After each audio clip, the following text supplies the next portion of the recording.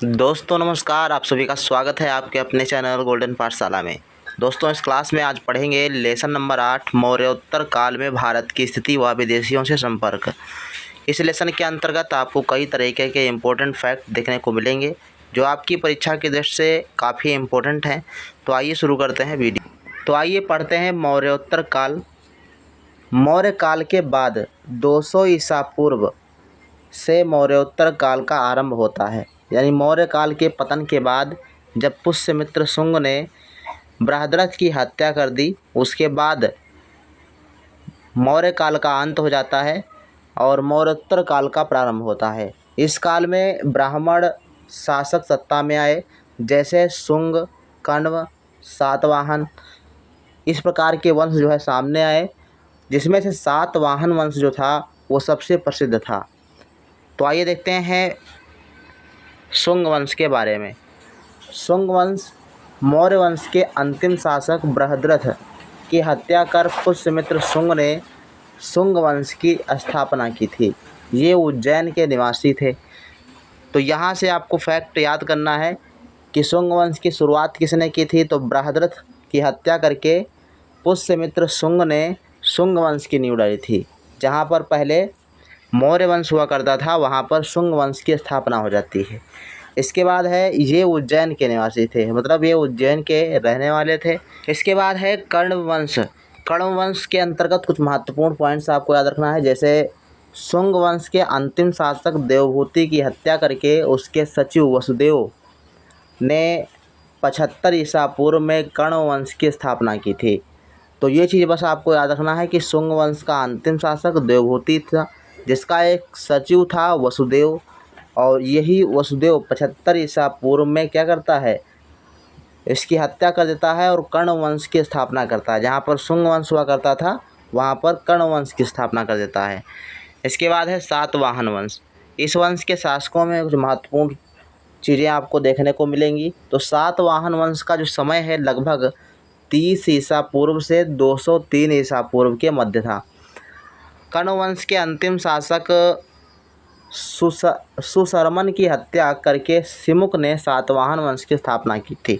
यहाँ से प्रश्न आपका बन सकता है कि सातवाहन वंश की स्थापना किसने की थी। तो सिमुक राजा थे, इन्होंने जो है सातवाहन वंश की स्थापना की थी। और कर्ण वंश के अंतिम शासक जिनका नाम था सुशर्मन, इनकी हत्या करके इस वंश की स्थापना हुई थी। इसके बाद नेक्स्ट पॉइंट है, इस वंश के शासक वैदिक धर्म के अनुयायी थे। चैत्यों और विहारों का निर्माण इस काल में हुआ था। चैत्य क्या थे? चैत्य बौद्ध धर्म के प्रार्थना स्थल थे। तो ये चीज़ें आपको इसके अंतर्गत इम्पोर्टेंट चीज़ें याद रखनी हैं।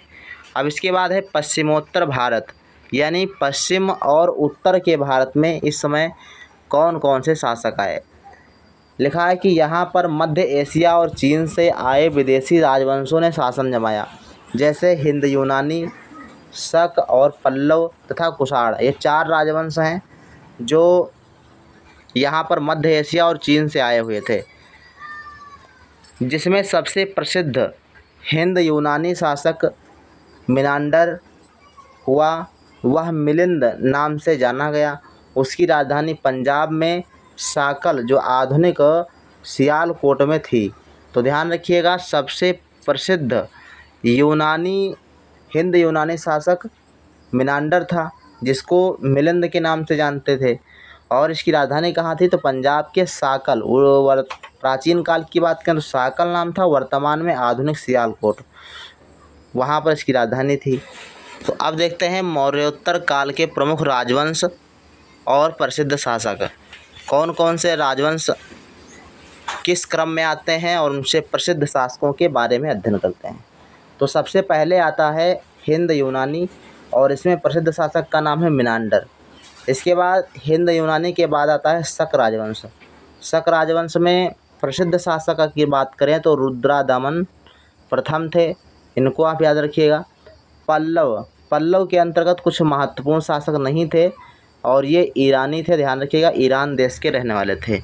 इसके बाद है कुषाण राजवंश में कनिष्क प्रथम जो थे वो काफ़ी इम्पोर्टेंट प्रसिद्ध हुए, और ये किस लिए प्रसिद्ध हुए वो नीचे आपको दिखाया गया। कनिष्क 2 कार्यों से प्रसिद्ध हुआ था। पहला कार्य इन्होंने क्या किया, 78 ईसा पूर्व में एक संवत का प्रारंभ किया और वही संवत शक संवत कहलाया। तो 78 ईसा पूर्व में एक शक संवत चलाया था जिसके लिए प्रसिद्ध हुआ। दूसरा काम इन्होंने किया, कश्मीर में चौथी बौद्ध संगीति का आयोजन कराया इन्होंने, यानी इन्होंने बौद्ध धर्म अपनाया और उसके बाद कश्मीर के कुंडलवन क्षेत्र में जो था चौथी बौद्ध संगीति का आयोजन करवाया था। इसके बाद है, इस काल में चरक संहिता नामक पुस्तक लिखी गई। चरक संहिता याद रखिए, काफ़ी इंपॉर्टेंट ये प्रश्न है। चरक संहिता नामक पुस्तक लिखी गई, ये किसकी थी? तो महान चिकित्सक चरक की रचना थी ये। अब ये चरक संहिता में 600 से अधिक औषधियों के बारे में लिखा गया है, तो ये चीज़ें आपको याद रखनी है। इसके बाद है, इस काल में कला के प्रमुख केंद्र मथुरा और गांधार 2 क्षेत्र थे। कला के प्रमुख क्षेत्र क्या थे? मथुरा और गांधार। इसके बाद है, शाहानुशाही की अवधारणा कुषाणों की देन है। प्रश्न पूछ सकता है कि शाहानुशाही किस राजवंश की देन है? तो कुषाण वंश की देन है। सबसे अधिक सोने के सिक्के चलवाए थे किसने? कुषाण वंश के शासकों ने।